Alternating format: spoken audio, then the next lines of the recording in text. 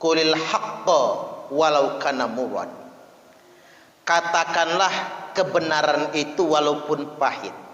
Kita mau jihad versi Nabi Muhammad sallallahu alaihi wasallam. Bukan sesuatu yang dikemas dengan kemasan jihad, akan tetapi dalamnya jahat.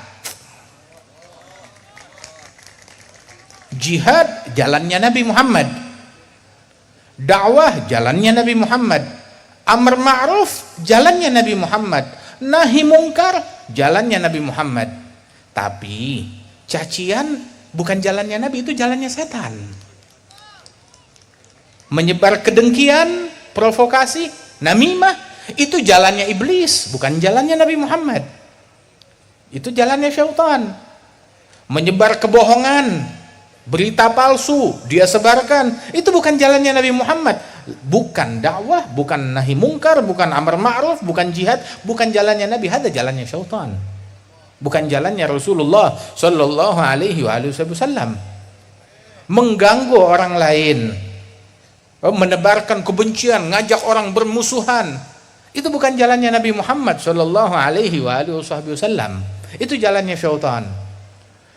Sehingga Rasulullah sallallahu alaihi wasallam beliau teladan yang sempurna dalam dakwah. Kita ikut ulama kalau ulamanya ikut Nabi Muhammad sallallahu alaihi wasallam. Kita pasrah kepada ulama yang ikutin kepada Nabi Muhammad sallallahu alaihi wasallam. Baik, ada baiknya Anda tonton dulu yang berikut ini.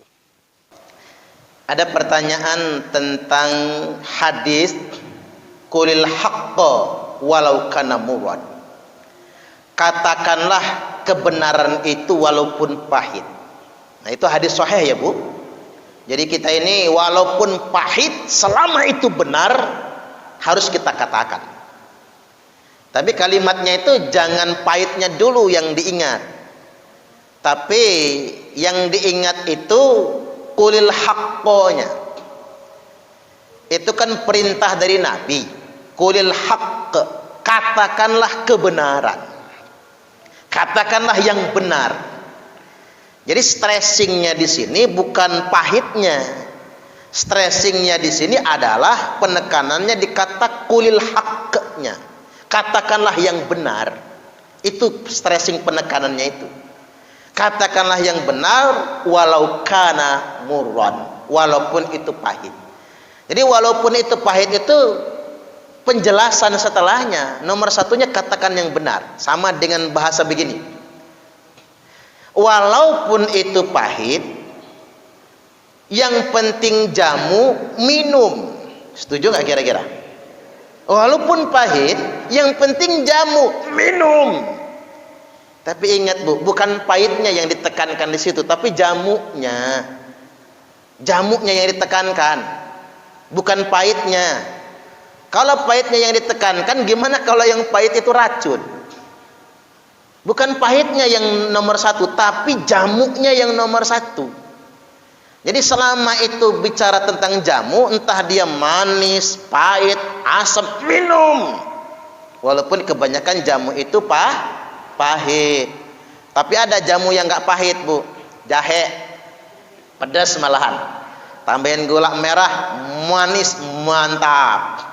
Katakan yang benar itu walaupun pahit. Banyak orang itu tertipu, cuman ngambil pahitnya doang. Ya, yang pahit tidak mesti jamu, betul nggak kira-kira? Yang pahit tidak mesti jamu, racun juga banyak yang pahit. Kopi juga pahit, walaupun mantap juga tuh kopi. Jadi yang nomor satu yang perlu kita garis bawahi, katakanlah yang benar, walaupun itu pahit, harus benar dulu. Banyak orang begini, Bu, ngatakan yang pahit-pahit. Ceramah yang isinya memprovokasi, ceramah isinya mencela dan mencaci maki, lalu dia gara-gara nyebar provokasi, memfitnah, nyebar hoaks, lalu ditangkap Pak polisi, lalu masuk penjara, lalu dia mengatakan qulil haqqo walau kana murran, katakan yang benar walaupun pahit. Salah, enggak sesuai sama hadisnya. Karena yang dikatakannya bukan kebenaran, tapi yang dikatakannya nyaci maki, hoax, fitnah, menjelek-jelekkan pemerintah, membuat masyarakat nggak percaya sama negaranya sendiri, itu bukan kulil hak, tapi kulil batil, katakanlah kebatilan. Dia tidak sedang menyampaikan jamu, tapi dia sedang menyampaikan racun. Kecuali kalau dia ngomong benar, kemudian dipenjara, nggak apa-apa.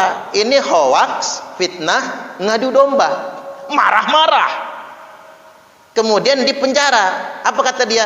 Katakan yang benar walaupun pahit. Enggak begitu, konteksnya salah. Ini perlu saya klarifikasi. Jangan sampai orang kemudian gara-gara dia salah sendiri, nyaci maki sendiri. Saya ambil contoh sederhana. Saya menghina Ibu Hajah Maliyah, kemudian Ibu Hajah Maliyah enggak terima, lalu mengadukan saya ke Polda. Kemudian saya dipanggil polisi, masuk penjara. Lalu saya kuar-kuar, inilah resiko jihad membela kebenaran. Kebenaran apanya? Wong habis menghina Ibu Maliyah. Nah itu yang nggak boleh kita. Jadi hidup ini begini, ibu-ibu rahimakumullah. Betul kebenaran harus dikatakan, tapi ingat, betul-betul benar, walaupun pahit, sampaikan. Makanya ada kalimat begini, jihad yang utama, afdolul jihadi kalimatu haqqin ingda sultanin jair. Jihad yang utama itu, kata Nabi, mengatakan kebenaran di depan penguasa yang zalim. Bagus itu. Jadi kita tuh boleh ya Bu mengkritik pemerintah, boleh mengingatkan, tapi katakan yang benar, jangan mengatakan yang salah. Mengatakan kebenaran di hadapan penguasa yang zalim itu jihad, tapi caranya harus benar. Enggak boleh kemudian mencaci maki, menghina. Apalagi ini kan negara sudah bermartabat. Ini negara namanya negara hukum. Tidak boleh menyebar berita bohong. Nah, saya ambil contoh sederhana. Gimana sih cara para ulama dulu mengingatkan para penguasa? Ada ulama tabi'in, Bu. Dia ngomong sama khalifah, raja Bani Umayyah. Tolong ya Amirul Mukminin, lihatin cara wudhu saya benar tidak? Wudhu sengaja ditambahkan, Bu, 3 kali dibikin 4 kali. Selesai wudhu, kata Amirul Mukminin, kata raja, Syekh, Anda salah. Loh, saya salah, saya di mana? Wudhu saya urutannya tepat sekali. Wudhu Anda kebanyakan. Al israfu fil ma wa ziyadatu min thalath. Berlebih-lebihan menggunakan air dan membasuh lebih dari 3 kali. Ini termasuk berlebih-lebihan dalam berwudu. Senyum orang alim ini, Tuan Raja, kalaulah wudu saja kita nggak boleh berlebih-lebihan, Anda juga nggak boleh berlebih-lebihan dalam menggunakan uang negara. Beh, keren. Ini dakwah, ini jihad. Itu yang benar. Dakwah itu harus begitu, bukan nyaci maki, bukan menghina, bukan mengkafir-kafirkan orang, bukan mengkomunis-komuniskan pemerintahnya sendiri. Kalau ada yang begitu ya tangkep. Negara nggak boleh kalah oleh preman yang berjubah agama sekalipun, nggak boleh. Ini negara apa? Tidak ada warga negara kelas 1. Tapi jengkel lagi saya, Bu, kalau dia ngaku keturunan Nabi. Kalau dia ngaku keturunan Nabi, kita jadi malu semua. Orang lagi jadi ngomong, emang orang Islam gitu semua tah? Emang keturunan Nabi searogan itu tah? Enggak boleh yang sedemikian rupa. Itu akan menjadi fitnah bagi umat Islam itu sendiri.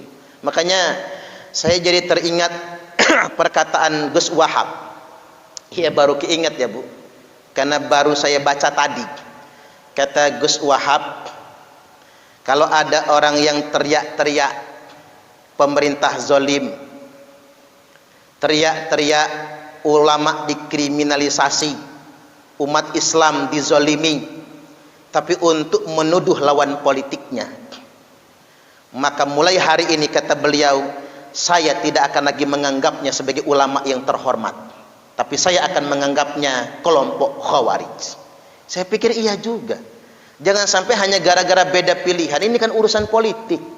Saya nggak mau, makanya saya nggak mau Bu ikut campur dalam urusan politik.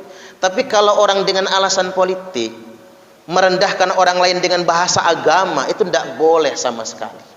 Jadi menyebarkan fitnah tapi dengan bahasa agama itu bukan dakwah yang benar. Saya ini Bu, dari dulu terkenal ustadz yang paling keras kalau ngomong korupsi. Ibu-ibu ingat di Lampung TV dulu, gara-gara saya di iklan musuh, jangan sekali-kali korupsi, itu ditayang ulang di Lampung TV berkali-kali. Gara-gara saya ceramah itu, Pak Saharudin manggil saya. Apa Pak Saharudin marah sama saya? Enggak. Kata Pak Saharudin, ZP mantap ceramahnya itu, kata dia, jangan sekali-kali korupsi. Artinya Bu, walaupun itu jelas menohokkan kepada penyelenggara negara agar jangan korupsi, saya konsisten menyampaikannya. Tapi apa Pak Saharudin marah? Tidak.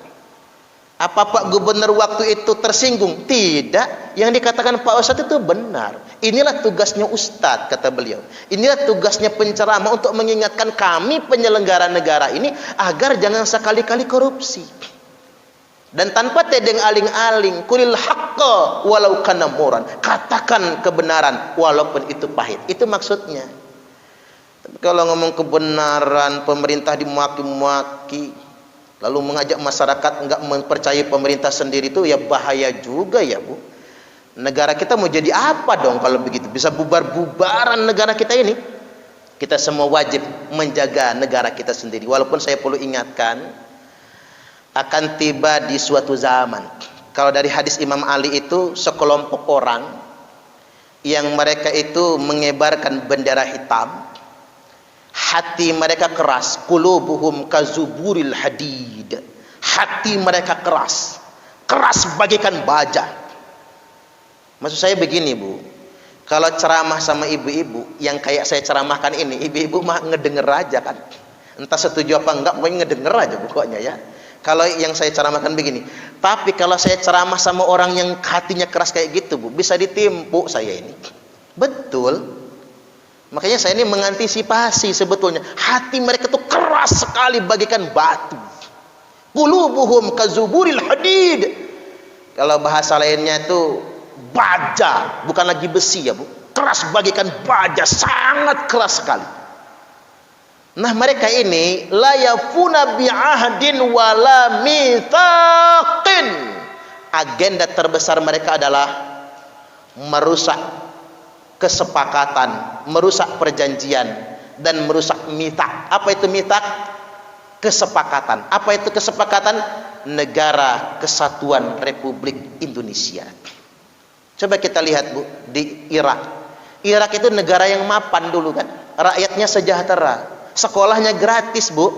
Gara-gara kelompok mereka, Irak sampai sekarang menjadi negara miskin, teraniaya dan susah sekali. Tiap hari ada perang saudara, perang antar sesama umat muslim. Di Suriah, tadinya negaranya tenang, negaranya maju. Banyak orang Indonesia yang kuliah ke Suriah Bu, jadi ulama setelah pulang ke tanah air. Tapi apa sekarang Suriah? Hancur berantakan, perang saudara. Gara-gara apa? Adanya kelompok-kelompok yang mengatasnamakan agama untuk melawan pemerintahnya sendiri. Makanya ibu-ibu, kalau masalah politik 5 tahun sekali ya Bu ya, terserah kita bebas milih siapapun. Tapi jangan pernah ikut kelompok apapun yang mengajak kita untuk melawan pemerintah sendiri. Enggak boleh itu. Kalau enggak Indonesia jadi kayak Timur Tengah itu.